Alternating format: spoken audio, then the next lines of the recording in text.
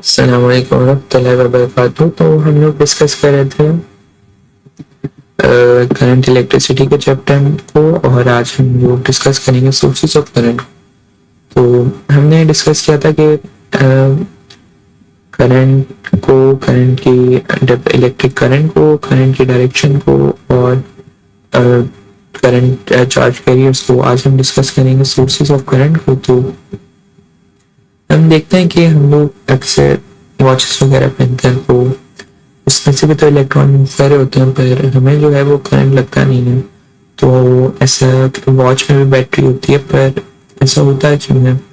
तो ऐसा होता है इसलिए क्योंकि जो इलेक्ट्रॉन्स हैं और फ्री इलेक्ट्रॉन्स हैं, ये दो डिफरेंट टर्म्स हैं। इलेक्ट्रॉन्स जो होते हैं उनकी डायरेक्शन जो होती है वो स्पेसिफाइड होती है। फ्री इलेक्ट्रॉन्स जो होते हैं उनकी डायरेक्शन जो होती है वो रैंडम होती है।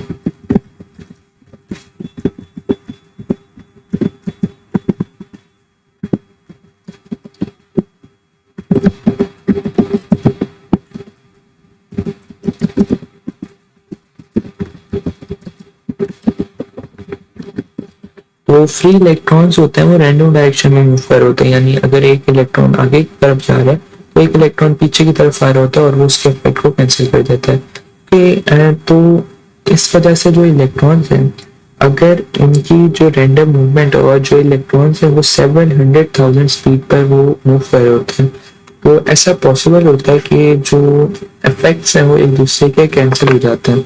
अब यहाँ पे अगर हम डिस्कस करें तो इलेक्ट्रॉन्स जो हैं वो किस तरह से फ्लो कर सकते हैं, यानी अगर विदाउट बैटरी फ्लो करें तो क्या इफेक्ट होगा और विद बैटरी क्या इफेक्ट होता है। तो अगर हम विदाउट बैटरी कंसिडर करें तो कोई इलेक्ट्रिक फील्ड प्रेजेंट ही नहीं होती, और जब तक कोई अगर हम डिस्कस करते हैं कि चार्ज को फ्लो करवाना है हमने, तो चार्जेस तो अगर हम बगैर बैटरी के भी चार्ज फ्लो कर रहे होते हैं, यानी ये वाली अगर हम यहाँ पे इस केस में बैटरी हटा दें तब भी चार्जेस इस पूरे ट्यूब से पास कर ही रहे हैं।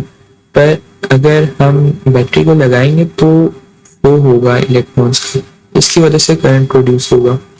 पर अगर हम बैटरी नहीं लगाएंगे तो फ्री इलेक्ट्रॉन्स तो रैंडमली मूव करेंगे और 700,000 स्पीड पर मूव करेंगे, और उनकी जो इलेक्ट्रॉन्स है उनकी मूवमेंट तो रैंडम होगी, तो वो नेट इफेक्ट जो है वो उनका जीरो हो जाएगा। उनकी मोशन तो होगी पर उनका फ्लो नहीं होगा, और क्योंकि उनका फ्लो नहीं होगा तो हमारे पास करंट प्रोड्यूस ही नहीं होगा। अब यहाँ पे एक जो सबसे इम्पोर्टेंट बात आपने यही याद रखते हैं कि जब तक बैटरी हम लगाएंगे नहीं, चार्जेस मूव तो कर रहे हैं, उनका मोशन तो हो रहा है पर उनकी फ्लो नहीं हो रहा है।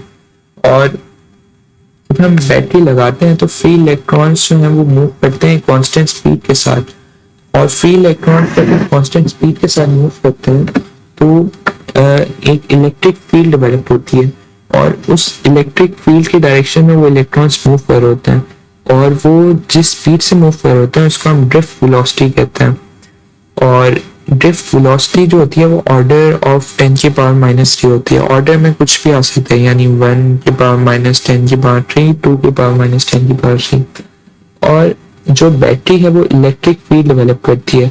अगर इलेक्ट्रॉन को इलेक्ट्रिक फील्ड अगर इलेक्ट्रॉन इलेक्ट्रिक फील्ड के अपोजिट जाते हैं और इलेक्ट्रॉन पॉजिटिव टर्मिनल के बैटरी को अट्रैक्ट कर लेते हैं, तो इस वजह से नेट फ्लो ऑफ चार्जेस बनता है बैटरी के ऊपर, और जो हमारे पास एक करंट का फ्लो है वो डेवलप हो जाता है।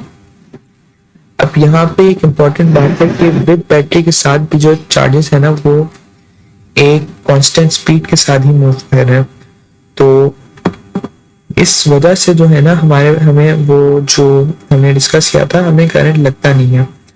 और यहाँ पे जो करंट के सोर्सेस हैं उनमें से अगर हम कुछ डिस्कस करें तो कुछ सोर्सेज यहाँ पे मेंशन है, वो है सेल्स, प्राइमरी सेकेंडरी दोनों हो सकते हैं, केमिकल एनर्जी को इलेक्ट्रिकल एनर्जी में कन्वर्ट करते हैं। और यहाँ पे अगर हम एक कॉन्सेप्ट को देखें तो speed of charge speed of current की इक्वल नहीं होती, क्योंकि जो होता है हमारे पास चार्ज तो फ्लो करते रहते हैं, पर करंट तो चार्ज के फ्लो की वजह से होता है। यानी अगर एक कोई भी बैटरी है फॉर एग्जाम्पल यही वाला कॉन्सेप्ट ने, तो यहाँ पे अगर चार्ज स्टार्ट हो गया है, अगर फॉर एग्जाम्पल बैटरी लगाई हमने, तो ये वाला चार्ज जहाँ पे यहाँ पे बना है, तो ये चार्ज पूरा का पूरा फ्लो करके एक चार्ज यहाँ पर भी होगा। जो ये याद रखिएगा, अगर हम बैटरी ना लगाए ना, अगर ये कॉन्सेप्ट आपका क्लियर कर दूं, अगर बैटरी ना लगाए तो चार्जेस इस ट्यूब के अंदर वैसे भी मौजूद होंगे, पर अगर हम बैटरी लगाएंगे तो ये चार्जेस को फ्लो करवाने में हेल्प करेगी। अब जब हमने बैटरी लगाई है तो उसकी वजह से चार्जेस फ्लो करना शुरू हो गए हैं। अब चार्जेस तो मौजूद हैं, अब यहाँ पे एक चार्ज और एक या चार्ज यहाँ पर है, तो उसकी वजह से क्या होगा कि ये वाला चार्ज और ये वाला चार्ज जो है, यहाँ पे ये चार्ज तो होगा, ये फ्लो कर रहा है, तो ये वाला चार्ज भी फ्लो कर रहा है, तो करंट तो प्रोड्यूस हो गया। अब लेकिन चार्ज की स्पीड तो काफी जो है वो हमने पढ़ी है कि चार्ज की स्पीड तो काफी कम होती है, 10⁻³ जो कि हमने पढ़ा है अभी, बल्कि रहने दे। तो यहाँ पे speed of charge is not equal to speed of current.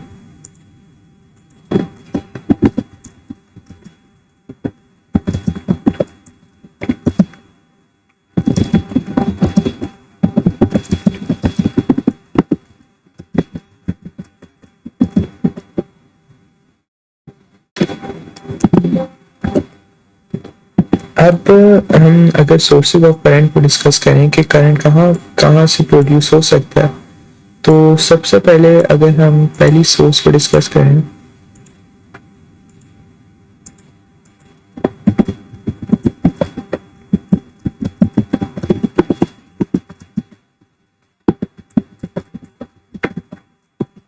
तो सबसे पहली सोर्सेज ऑफ करंट में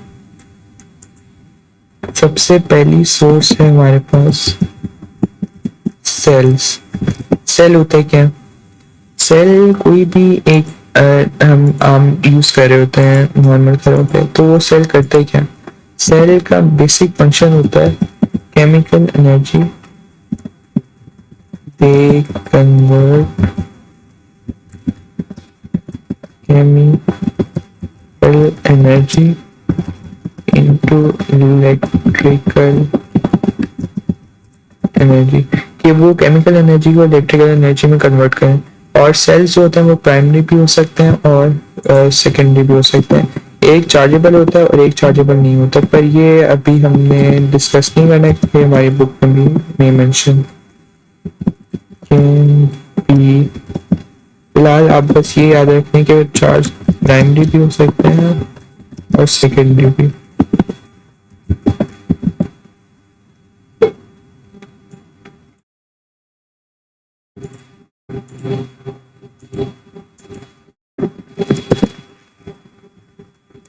दूसरा जो इम्पोर्टेंट सोर्स है वो है इलेक्ट्रिक जनरेटर।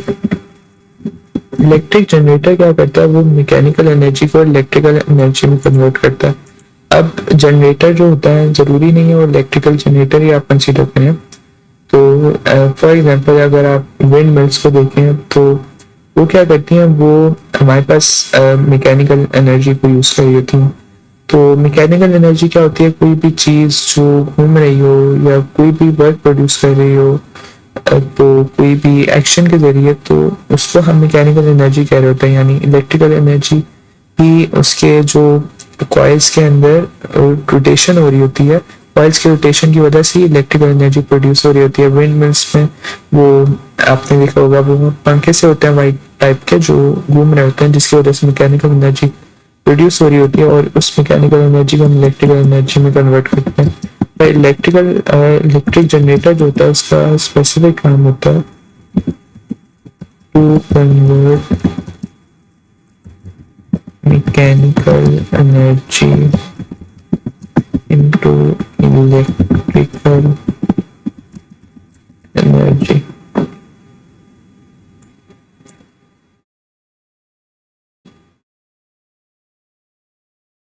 और इलेक्ट्रिक जनरेटर के अलावा जो थर्ड सोर्स है वो है हमारे पास थर्मो, बल्कि मैं नीचे मेंशन कर देता हूँ।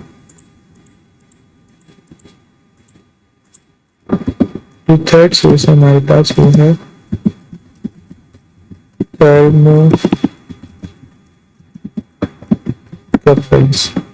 तो थर्मोकपल्स होता क्या है? ये वाली इलेक्ट्रिक जनरेटर भी आप 9th में पढ़ के आए, 10th में भी पढ़ के आए हैं। पर थर्मोकपल्स जो है वो एक कॉन्सेप्ट है जो आपको है। थर्मोकपल्स में आप बस इतना याद रखें कि वो हीट एनर्जी को लेते हैं और हीट एनर्जी को इलेक्ट्रिकल एनर्जी में कन्वर्ट कर देते हैं। बस फिलहाल के लिए आप इतनी ही याद रखें थर्मोकपल्स के बारे में। और जो फोर्थ सोर्स है हमारे पास इलेक्ट्रिकल एनर्जी को करंट का सोर्स, वो हमारे पास है सोलर सेल्स। तो आप लोगों ने नॉर्मली देखा होगा कि घरों पे कॉमनली सोलर पैनल्स लग रहे होते हैं। तो सोलर पैनल्स जो होते हैं वो सोलर सेल्स के कॉम्बिनेशन से बने होते हैं और वो सनलाइट को लेते हैं डायरेक्ट, और ये एक रीन्यूएबल सोर्स है। वो डायरेक्ट सनलाइट को लेते हैं और उसको इलेक्ट्रिकल एनर्जी में कन्वर्ट कर देते हैं।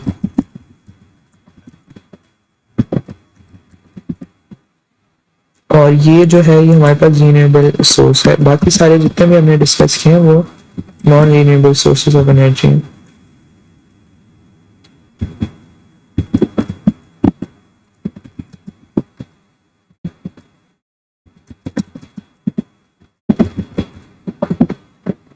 इसको अगर मैं यहाँ पे थोड़ा बोल्ड करके लिखता हूँ आपके लिए हेडिंग बना के,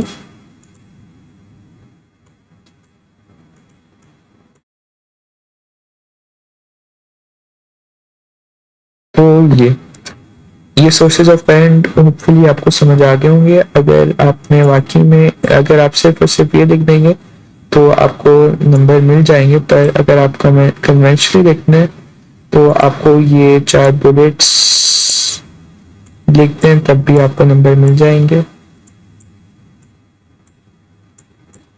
अब अगर हम देखें इफेक्ट्स करंट के, तो करंट के कुछ इफेक्ट्स हैं जो कि हम यहाँ पे डिस्कस करेंगे। तो सबसे पहले करंट के 3 इफेक्ट्स हैं, हीटिंग इफेक्ट, मैग्नेटिक इफेक्ट और केमिकल इफेक्ट। इसको हम आगे जाकर डिस्कस करेंगे। तो हम the presence of electric current can be detected by the various method when it produces the obvious effects of the current are। तो करंट की वजह से कुछ इफेक्ट्स होते हैं जो कि हम डिस्कस करेंगे। फिलहाल के लिए आपको सोर्सेस और ये सारे कॉन्सेप्ट याद रखेंगे और ये नोट्स आपको प्रिंट कमेंट में मिल जाएंगे। अल्लाह हाफिज।